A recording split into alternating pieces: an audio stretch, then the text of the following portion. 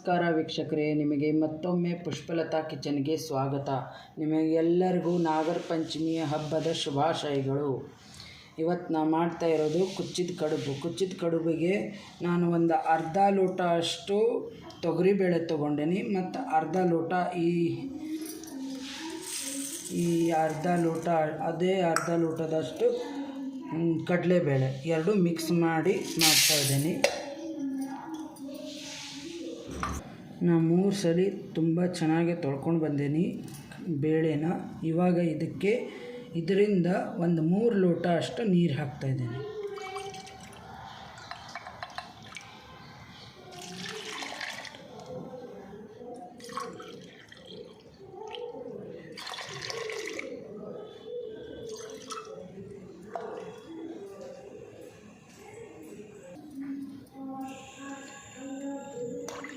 ಅದು 3 ಲೋಟ.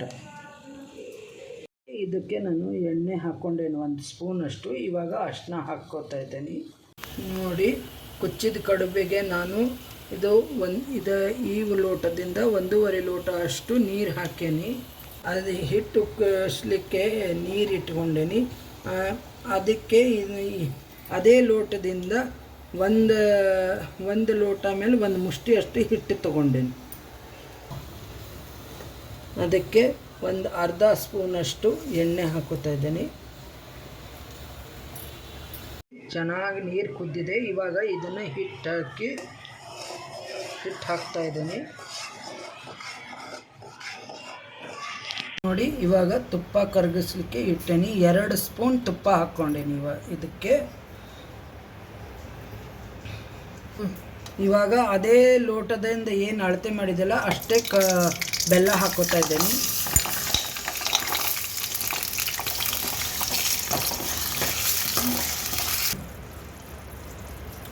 ನೋಡಿ, ಏಲಕ್ಕಿ ಪೌಡ್ರ್ ಹಾಕ್ತಾ ಇದ್ದೀನಿ.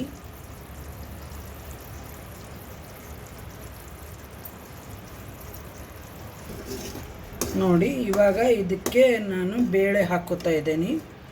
ಬೆಲ್ಲ ಫುಲ್ ಕರಗಿದೆ.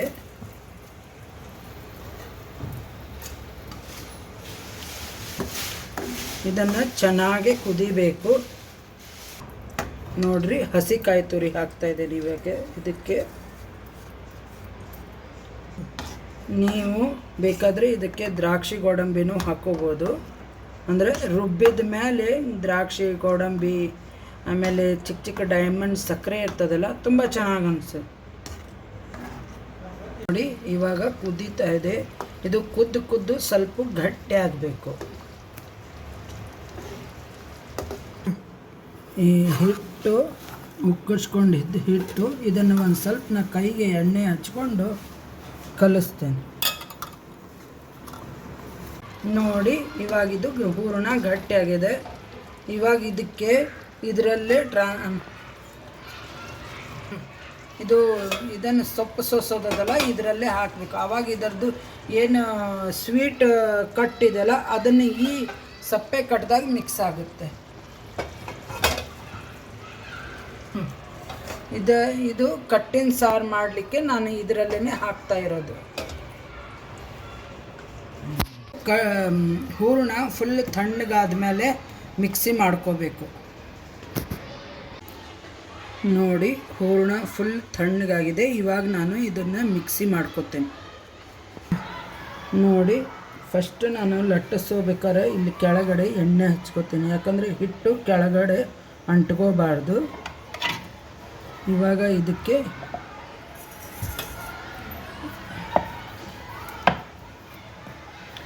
ಈ ಥರ ರೌಂಡಾಗಿ ಮಾಡ್ಕೋಬೇಕು. ಇಲ್ಲಾಂದರೆ ನೀವು ಒಂದು ಪೇಪರು ಅಥವಾ ಬಾಳೆ ಎಲೆದ ಮೇಲೇನೂ ಸಹಿತಕ ಈ ಥರ ನೀವು ಹಾಳೆ ಇದನ್ನು ಮಾಡ್ಕೋಬೋದು.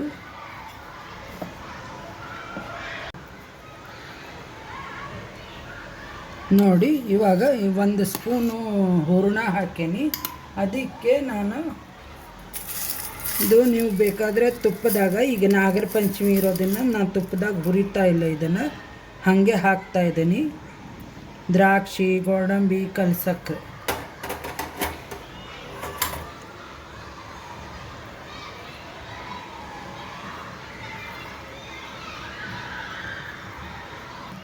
ನೋಡಿ ಆವಾಗಲೇ ಆ ಥರ ಒಂದು ಹಾಳೆ ಆಗಿತ್ತು. ನಾನು ಇದನ್ನೇ ದೊಡ್ಡದಾಗಿ ಮಾಡ್ಕೊಂಡೇನಿ,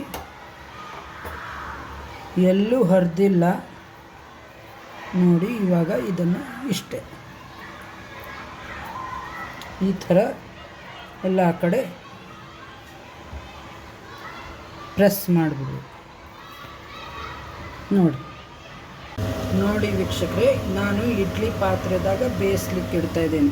ನೀವು ಬೇಕಾದರೆ ಮಾಮೂಲು ಇದರದ್ದು ಪಾತ್ರೆ ಇರ್ತದಲ್ಲ, ಅಲ್ಯೂಮಿನಿಯಂ ಪಾತ್ರೆ, ಅದರದಾಗ ಒಂದು ಬಟ್ಲು ಕೆಳಗೆ ಇಟ್ಬಿಟ್ಟು ಅದ್ರ ಮೇಲೆ ಒಂದು ಪ್ಲೇಟ್ ಇಟ್ಟಾದರೂ ಬೇಯಿಸ್ಕೋಬೋದು. ನೋಡಿ ಇವಾಗ ಆಗಿದೆ ಕುಚ್ಚಿದ ಕಡುಬು. ನೋಡಿ ಈ ಥರ ಮಾಡಿ ನೋಡಿ, ತುಂಬ ಚೆನ್ನಾಗಿ ರುಚಿಕರವಾಗುತ್ತೆ. ಆಮೇಲೆ ಮನೇಲಿ ಎಲ್ಲರೂ ಇಷ್ಟಪಡ್ತಾರೆ. ಇದಕ್ಕೆ ಬಿಸಿ ಬಿಸಿ ಕುಚ್ಚಿದ ಕಡುಬಿಗೆ ತುಪ್ಪ ಹಾಕ್ಕೊಂಡು ಸೇವಿಸ್ರಿ, ತುಂಬ ಚೆನ್ನಾಗಿರುತ್ತೆ. ಸಬ್ಸ್ಕ್ರೈಬ್ ಮಾಡಿ, ಬೆಲ್ ಐಕಾನ್ ಕ್ಲಿಕ್ ಮಾಡಿ, ನಿಮ್ಮ ಫ್ರೆಂಡ್ಸ್ ರಿಲೇಷನ್ಗೆಲ್ಲ ಶೇರ್ ಮಾಡಿ. Thank you. ನೋಡಿ ಫಸ್ಟು ಅವಲಕ್ಕಿ ಪಾಯಸ, ಆಮೇಲೆ ಕುಚ್ಚಿದ ಕಡುಬು, ಅದಕ್ಕೆ ತುಪ್ಪ ಹಾಕಿದೆ. ಆಮೇಲೆ ಕಟ್ಟಿನ ಇದು ಹೂರ್ಣದ ಸಾರು, ಆಮೇಲೆ ಕಡಲೆಕಾಳು ಹುಳಿ, ಅದಕ್ಕೆ ಅನ್ನಕ್ಕೂ ಮೇಲೆ ತುಪ್ಪ ಹಾಕಿದೆ. ಈ ಥರ ಥಾಲಿ ಮಾಡಿ ನೋಡಿ. ಇದು ನಾಗರ ಪಂಚಮಿಯ ಹಬ್ಬದ ಥಾಲಿ.